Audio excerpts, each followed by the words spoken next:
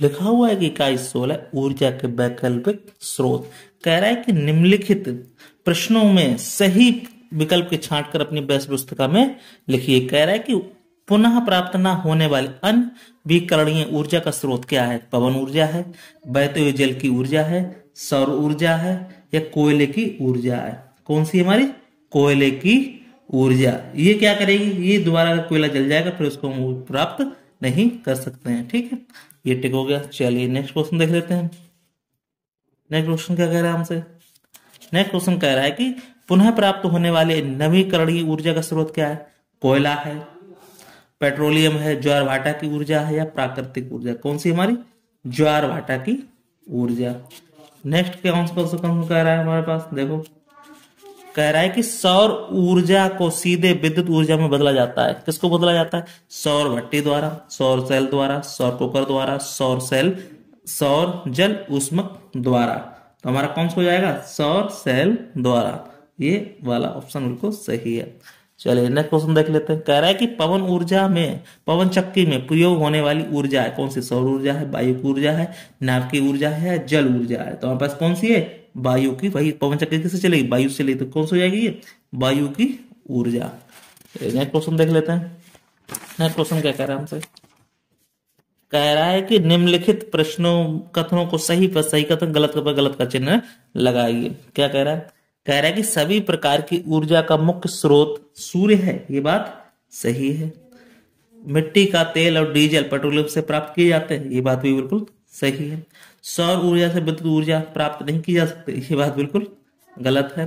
बांध द्वारा बनाए गए जलाशय के जल में गति ऊर्जा होती है। ये बात बिल्कुल सही है। विद्युत ऊर्जा का अच्छा स्रोत है, इससे प्रदूषण उत्पन्न नहीं होता है। ये बात बिल्कुल सही है। नाभिकीय नियंत्रित नाभिकीय विखंडन द्वारा मुक्त ऊर्जा में विद्युत ऊर्जा उत्पन्न की जा सकती है। ये बात भी बिल्कुल सही है, कोई दिक्कत वाली बात नहीं है। नेक्स्ट क्वेश्चन क्या कह रहा है कि रिक्त स्थानों की पूर्ति कीजिए। परिवहन हेतु, क्या कह रहा है? परिवहन हेतु ऊर्जा का मुख्य स्रोत हमारा कौन सा है? पेट्रोलियम है। क्या है हमारा? पेट्रोलियम। ठीक, इस तरह इसको लिख देंगे। फिर नेक्स्ट क्या कह रहा है कि मुख्यतः जीवाश्म ईंधन है। क्या है?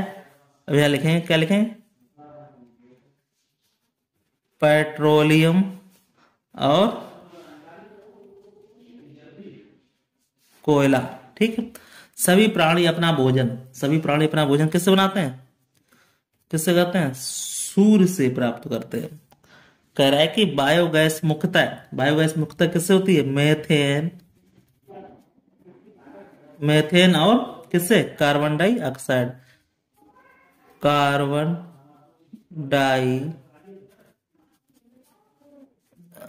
का मिश्रण है। फिर जल विद्युत संयंत्र का मुख्य स्रोत क्या है हमारा? क्या है?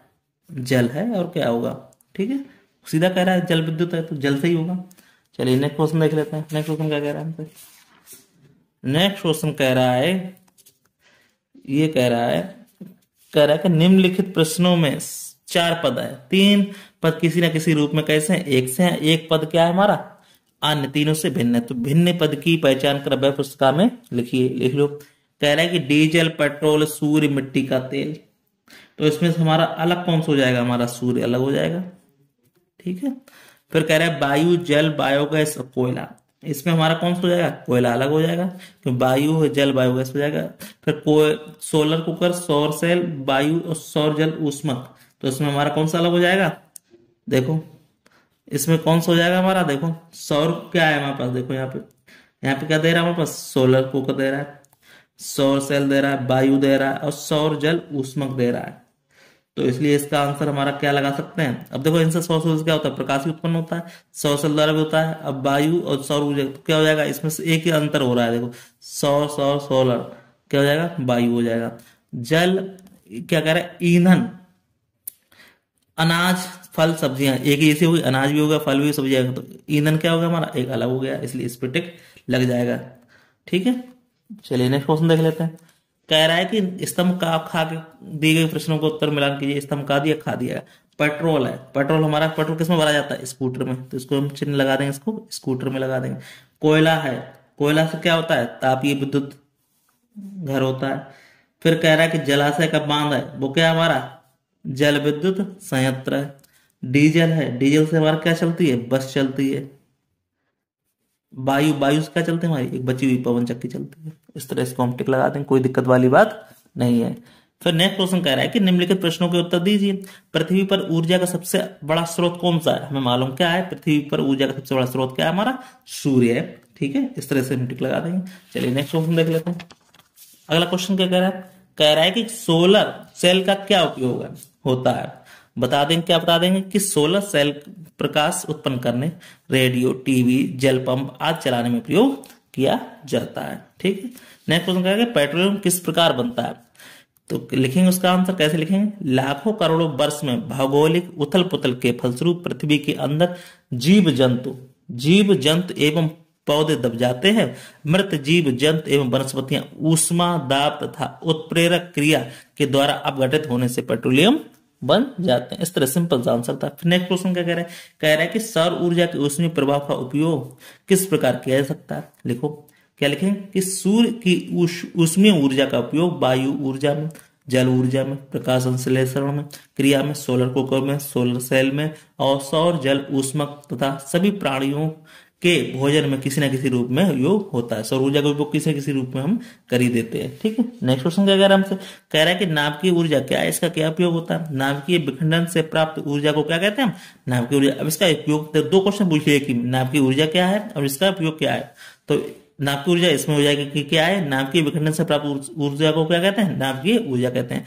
इसका उपयोग क्या है, इसका उपयोग परमाणु भट्टी द्वारा विद्युत ऊर्जा उत्पन्न करने में किया जाता है। इस तरह इसका आंसर लगा सकते हैं। चलिए इसको लिख लें। अब नेक्स्ट क्वेश्चन देख लें क्या कह रहा है। नेक्स्ट क्वेश्चन हमसे क्या कह रहा है कि वर्तमान में जीवाश्म ईंधन के मुख्य स्रोत क्यों है। ठीक है, तो देख लेते हैं। लिखो यहाँ पे क्या कह रहा है कि वर्तमान में शहरों और कस्बों में भोजन पकाने के लिए द्रव पेट्रोलियम गैस, इसको क्या बोलता है, एलपीजी का प्रयोग किया जाता है। इसके अलावा जनरेटर है, मोटर कार है, बस है, मोटर है, साइकिल है, ट्रक है, रेलगाड़ी है, वायु चलाने में पेट्रोलियम उत्पादों जैसे डीजल, मिट्टी का तेल और पेट्रोल का उपयोग किया जाता है। रेल इंजन में कोयले का प्रयोग किया जाता है। उपयुक्त तो ऊर्जा के सभी स्रोत हमें जीवाश्म ईंधन से प्राप्त होते हैं, इसलिए इसको वर्तमान में जीवाश्म ईंधन ऊर्जा के प्रमुख स्रोत कहे जाते हैं। इससे सिंपल सा आंसर था, इसको इससे दे सकते थे। नेक्स्ट क्वेश्चन क्या कह रहा है, कह रहा है कि ऊर्जा संकट क्या है, आप इस संकट को दूर करने के उपाय करेंगे। जनसंख्या वृद्धि है और दैनिक जीवन को विभिन्न आवश्यकताओं की पूर्ति के लिए ऊर्जा की हमें क्या होती है, मांग दिनों दिन बढ़ती जा रही है। आवश्यकता होती है, कोई भी काम करेंगे तो उसमें ऊर्जा की आवश्यकता होती है। तो वर्तमान में कुल ऊर्जा का व्यय 80% भाग पेट्रोलियम उत्पादों पर निर्भर है। जीवाश्म ईंधन का अनवीकरणीय ऊर्जा के स्रोत हैं।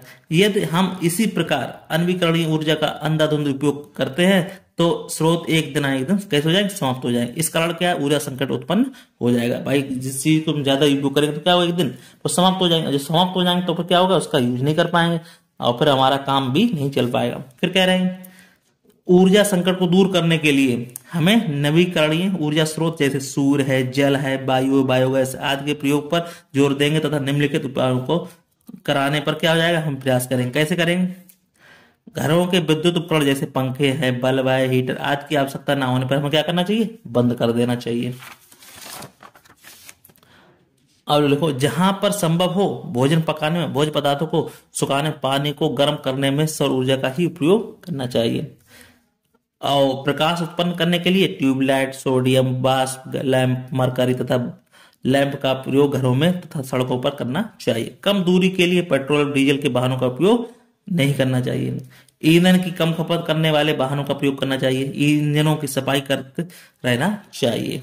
ठीक है, और ऊर्जा अपव्यय की रोकथाम और ऊर्जा की बचत के उचित उत्पादों का ज्ञान होना चाहिए। इस तरह से हम इसको ऊर्जा को बचा सकते हैं। फिर नेक्स्ट क्वेश्चन क्या कह रहा है कि सीमित तथा असीमित ऊर्जा के तीन तीन उदाहरण दीजिए। सीमित ऊर्जा में कौन आता है, हमारा कोयला है, पेट्रोल है, प्राकृतिक गैस। ये क्या हो जाएगा, सीमित है, इसमें बढ़ तो जा नहीं रही, कमती होती जा रही है। असीमित ऊर्जा का है, जैसे जल है, वायु और बायोगैस है। ये कितना भी यूज करो कोई दिक्कत वाली बात नहीं है। फिर कह रहा है कि ऊर्जा के कौन कौन से स्रोत वायुमंडल को प्रदूषित नहीं करते हैं। जल है, पवन है, जैव गैस है और ऊर्जा, सूर्य ऊर्जा। ये क्या करते हैं, वायुमंडल को कोई भी नुकसान नहीं पहुंचाते क्योंकि ये प्रकृति से ही हमें मिले हुए हैं। फिर कह रहा है कि ऊर्जा के उन स्रोतों का नाम बताइए जिसमें वायुमंडलीय प्रदूषित होता है। क्या होता है, कोयला और पेट्रोलियम। ठीक, क्योंकि कोयला जलने से क्या होता है, वायु प्रदूषण होती है, पेट्रोलियम से भी वायु प्रदूषण होती है। ठीक है, जिससे हमारा क्या हो जाता है, ओजोन परत घटती जा रही है। चलिए नेक्स्ट क्वेश्चन देख लेते हैं। नेक्स्ट क्वेश्चन क्या कह रहा है, नेक्स्ट क्वेश्चन हमसे कह रहा है कि भाई बताइए कि बायोगैस प्लांट का सचित्र वर्णन। ये बायोगैस बनी हुई है, इसमें ये लगा हुआ है, यहाँ पे क्या लगा हुआ है, पाचक टैंक लगा हुआ है, ये अंदर का चित्र है, ये क्या ये इसमें क्या होता है, हमारा मिक्सिंग गैस टैंक होता है, इसमें गैस निकाय होता है, ये बाल्ब लगा हुआ है, ढक्कन लगा हुआ है, ये बाहर का है। ठीक, इस तरह से बना सकते हैं। गोबर गैस में क्या होता है कि जीव जंतुओं के मलमूत्र, गोबर, कचरा, कृषि उत्पादों के अपशिष्ट आदि को जैव मात्रा कहते हैं।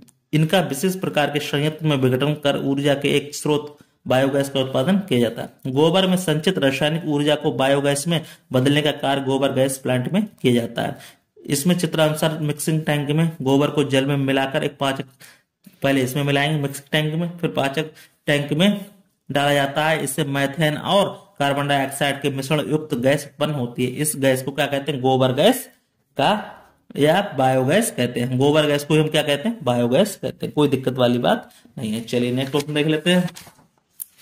नेक्स्ट क्वेश्चन क्या कह रहा है कि वहां पर सोलर कुकर की संरचना का उपयोग लिखिए।